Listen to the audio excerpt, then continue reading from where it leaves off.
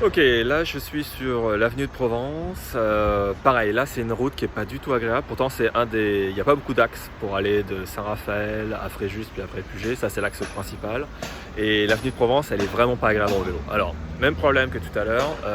Il y a une voie pour les voitures et une voie pour le stationnement de voitures. C'est-à-dire qu'il n'y a pas de voie pour le vélo.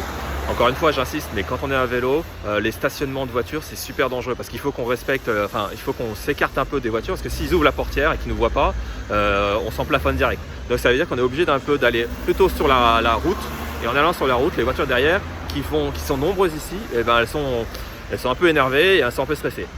Deuxième problématique qu'on a ici, à Fréjus, contrairement à ce qu'on a chez Saint-Raphaël, c'est que les feux, en fait, il n'y a pas de piste, il n'y a pas de marquage au sol pour les voitures, pour les vélos, pardon, ce qui fait qu'en fait, on est obligé de rester derrière les voitures quand c'est feu rouge.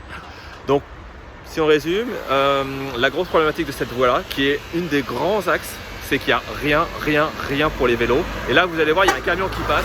Et ben, le camion, je peux vous assurer que c'est impossible de rouler en vélo avec ce camion-là. Alors derrière, c'est super stressant. On a déjà essayé, et en plus avec les grosses voitures, franchement c'est super stressant. Voilà.